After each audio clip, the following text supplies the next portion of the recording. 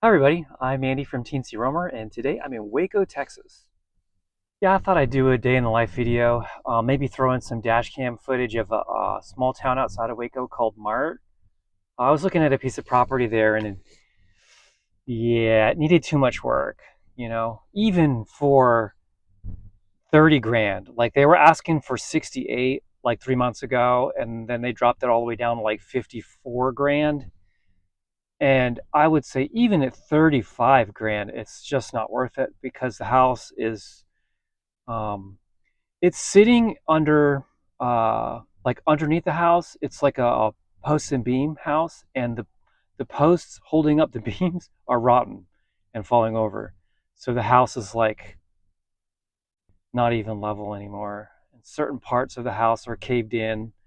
You They didn't show it in the photos, right? I wish they'd show all the negative stuff in the photos so I didn't have to drive all the way over here. But I did. And you never know. I mean, they started out with a lot and the photos looked really nice online. But I didn't even have to go in. I mean, it was that bad. I canceled the appointment with the realtor. There's a house in Shreveport, which I already wrote off because their listing agent didn't get back to me. That's 15,000, and it's in better condition than this house. Like, wow, this was bad. I feel sorry for the sucker person who buys it. Yeah, that person who does the inspection is going to be really surprised.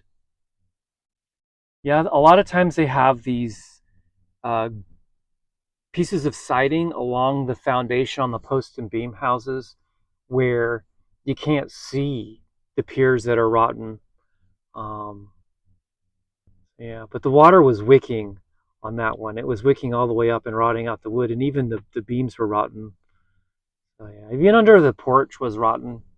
The porch was bowed and caved in, and it was really bad. So it's not just fixing the boards; it's fixing the frame underneath the house. You'd have to do it right. You'd have to lift the house up in the air on different beams, and then put posts, brand new cement posts in, piers in, and then put brand new beams running across the whole house.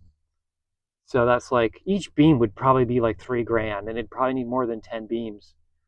So you do the math on that's just the floor, right? So, just looking at a lot of these houses in Mart, right? They are in really bad shape. I'm surprised that the fire department puts the fires out. I'd let them burn. Ashes are a lot easier, they just blow away, right? But yeah, they're starting to cave in on themselves, and it's basically the town's been cratered financially. Uh, but there are some houses there, like they're peppered in there, where there's cement and concrete pad foundation. So I wouldn't say I won't be back to Mart. I probably won't be back to Shreveport because there seems to be like a Shreveport seems to have like this breakdown in law and order. It seems like there was a DoorDasher that was shot twice, like 2 weeks ago. So no, I didn't dash in Shreveport, but I don't know. Like Waco's awesome. So I'm looking at Waco right now. I've been doing some dashes here, and I'm having fun here. It's a very nice community. It's between Austin and Dallas. So there are some homes here that do need work, but some of them are beyond repair. So just because the house needs work doesn't mean it's repairable. I mean, I guess you could look at it this way, right? In Waco, you could buy a $40,000 home and put $100,000 into it and end up with a $140,000 home in the end. Or you could take the $30,000 home and level it and carry it away, and then just pour a brand new foundation and build a concrete slab home. Would probably be better and cheaper, right? It'd probably be $75,000, $80,000 then, on top of the 30 it took to get in there. Oh, plus taking all the pieces of the house down and carting that away.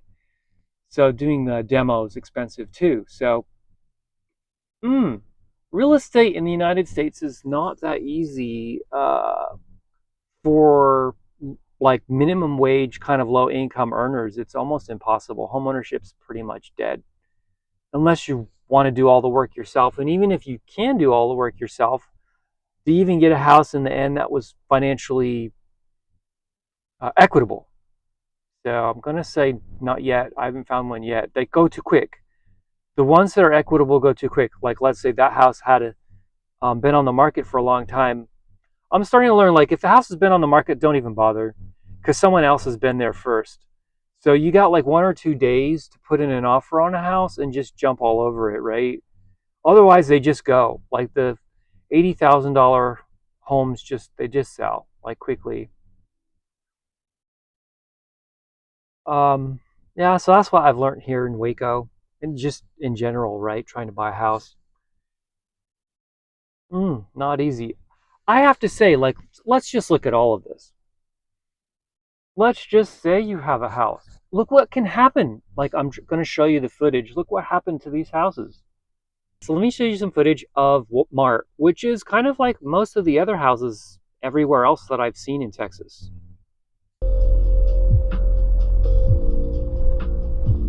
That one got solar panels, man.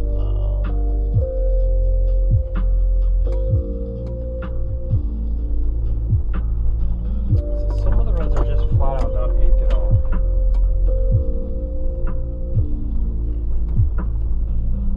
Take the next right onto South Carpenter Street, then turn left onto East Texas Avenue.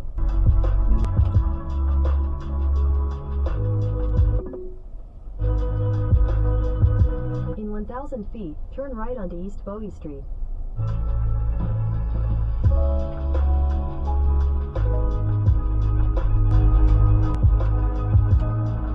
Turn left onto East Bowie Street, then turn right onto South Smith Street.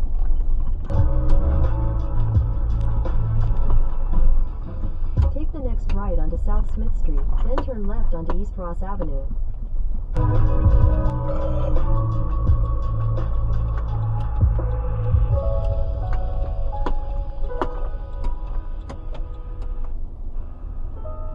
thought it was opposite of the community center.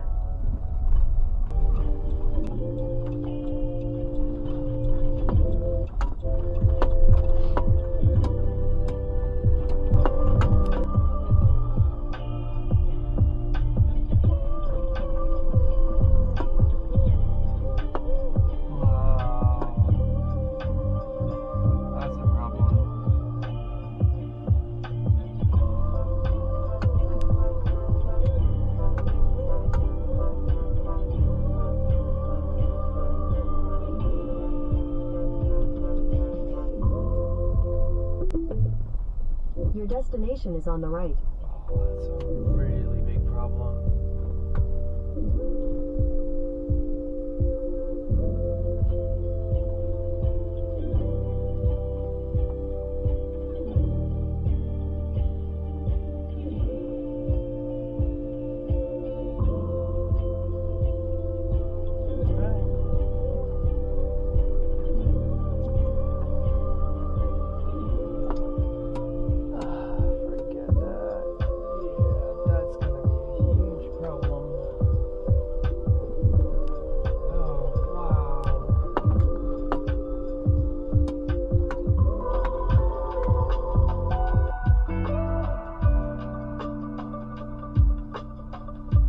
Shows a lot better on video.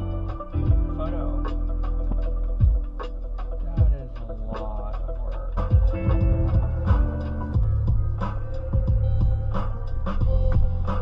It's not this way.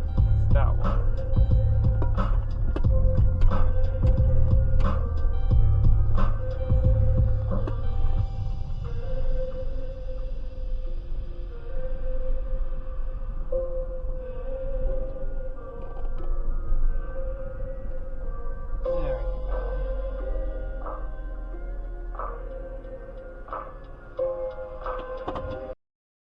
Yeah, so you can see many of the houses are in severe disrepair, if not in a state of condemnation, right?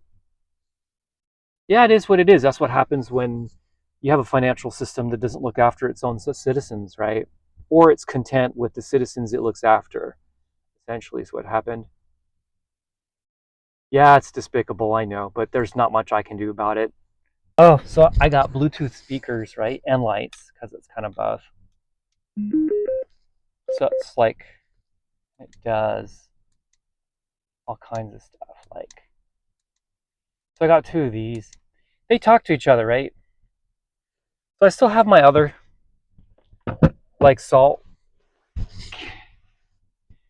lamps, LED salt lamps, but I like Bluetooth speakers. It has a little bit more bass than what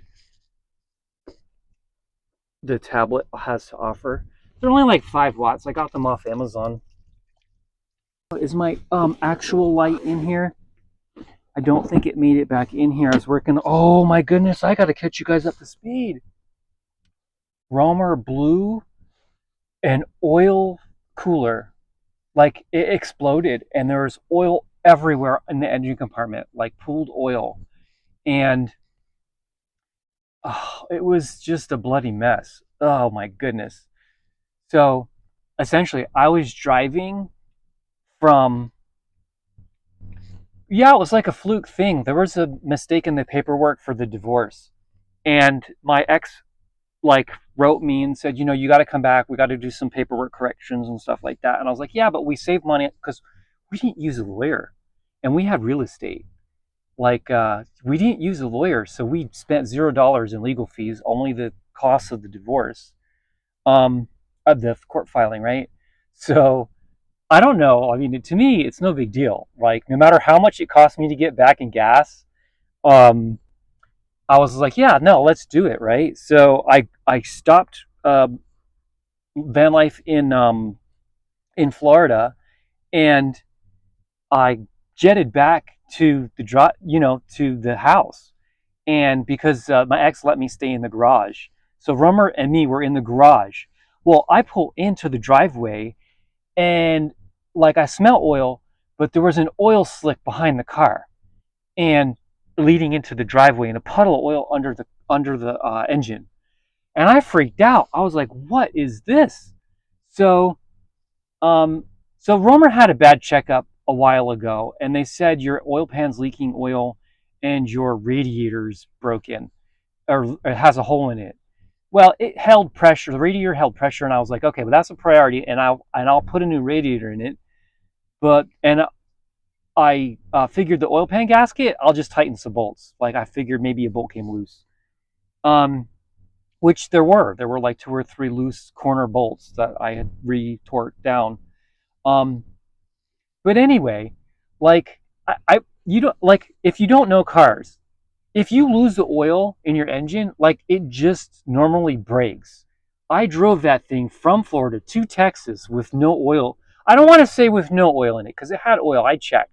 It was still measurable on the dipstick.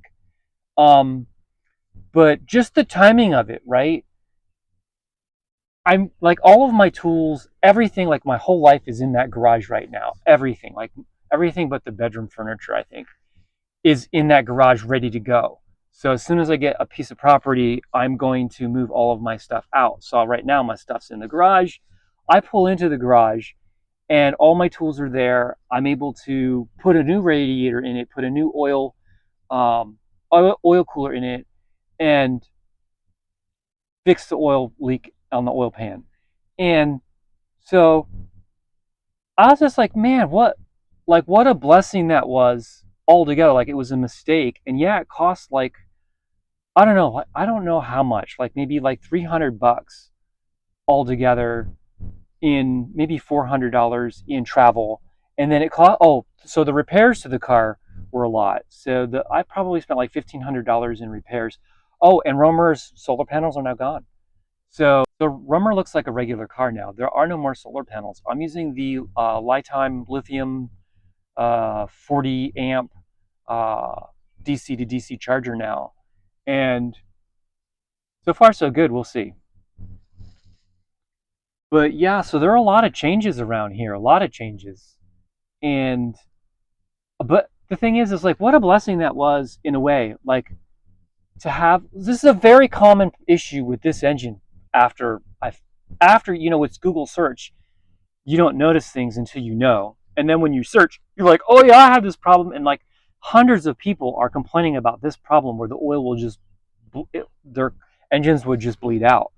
And like a quart of oil, like every 200 miles. Well, I drove hundreds of miles with that the oil cooler leaking, like just tons of oil leaking.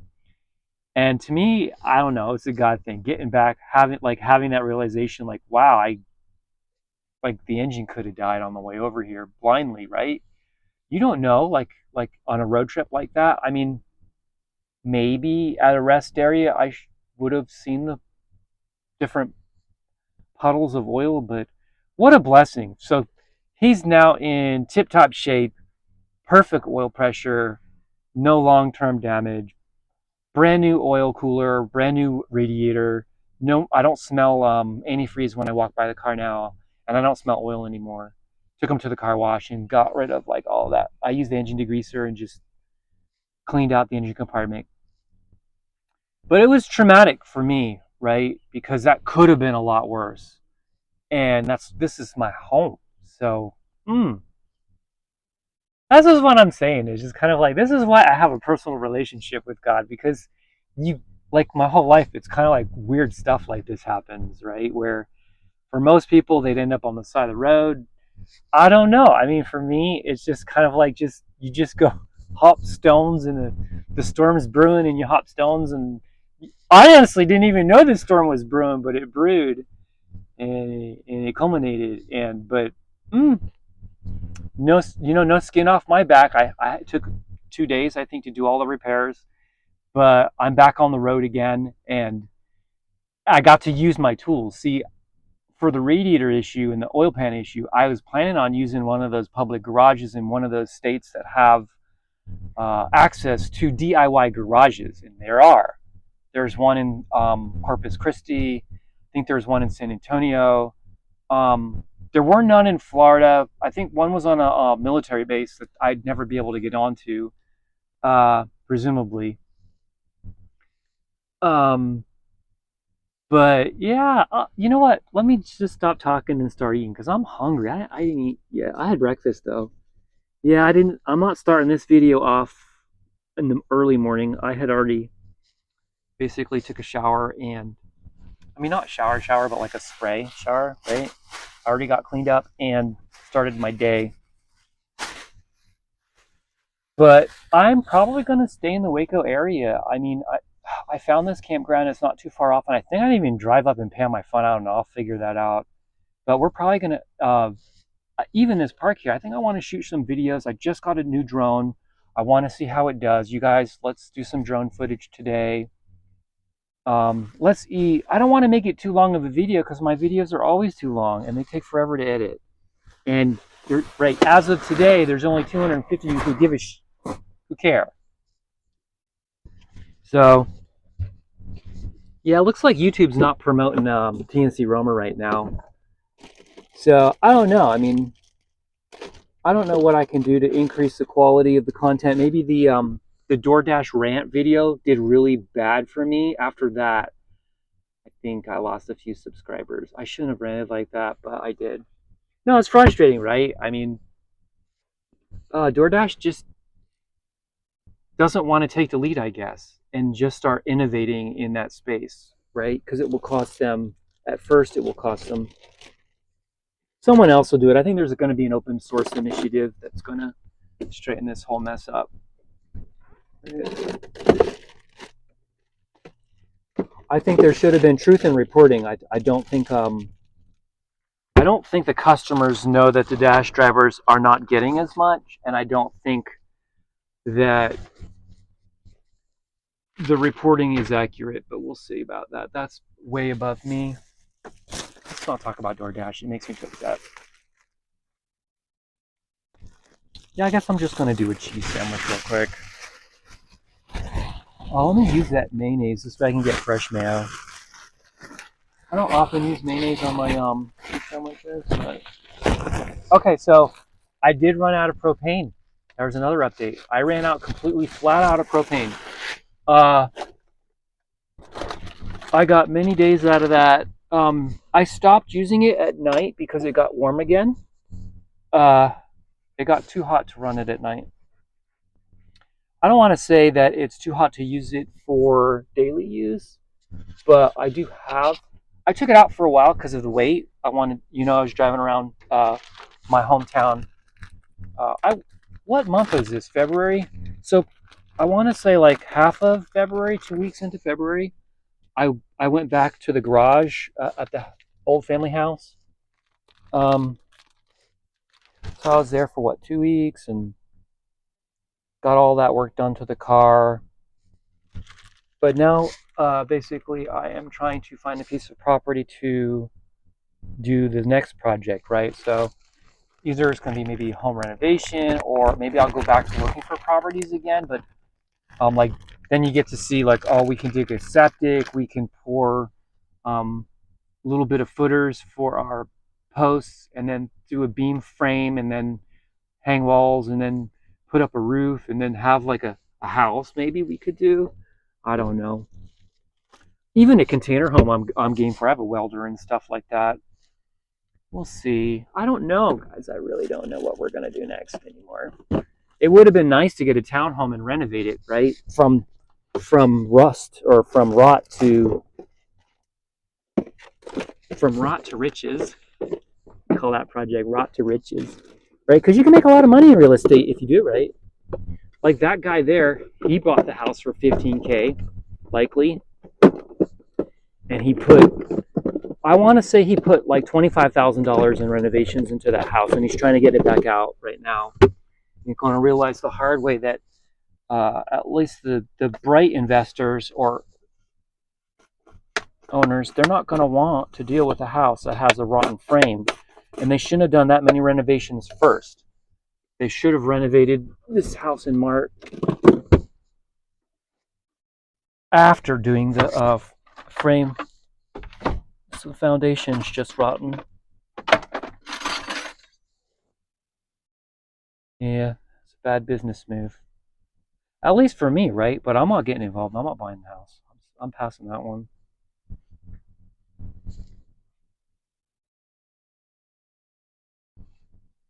Yeah, a lot of pitfalls in real estate. A lot of pitfalls. Wow. Last thing you want to do is buy money pit. Mm-mm. Oh, let me get some chips out. And then the water. Ugh. Scissors do I? Oh, let me see a quick race and then eat.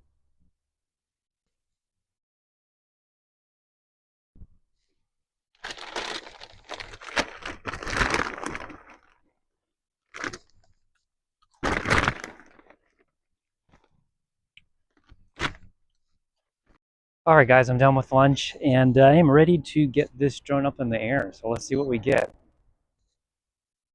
Let's go.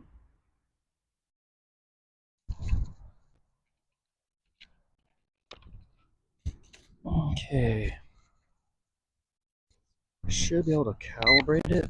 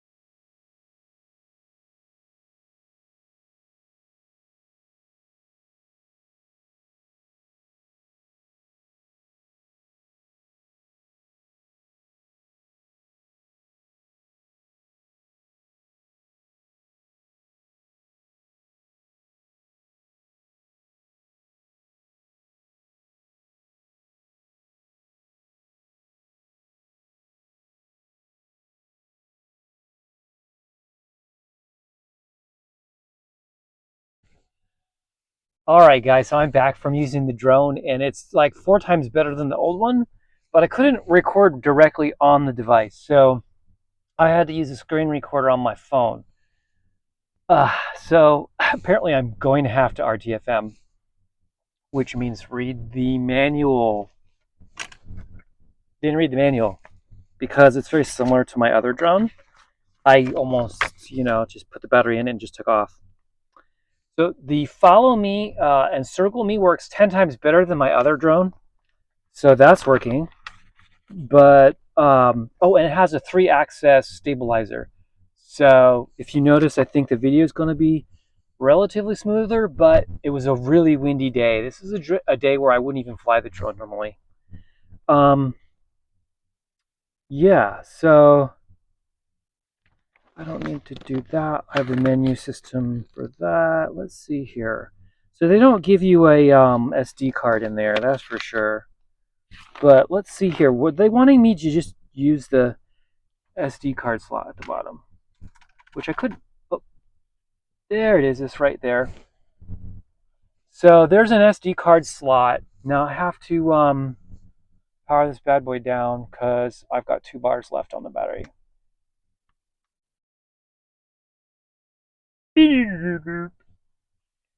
So we're going to go ahead and take that out. We're going to go ahead and I did use a screen recorder, like I said. I'm going to show you some of that footage now and also look at it myself. So let me go plug this into a USB house charger and then look at the footage and I'll get right back to you. All right, guys, I'm Andy from TNCRoamer, and that's it for this one. If you enjoyed the content, give it a like. If you haven't subscribed yet, consider subscribing, and I hope to see you on the next one. Take care. Bye.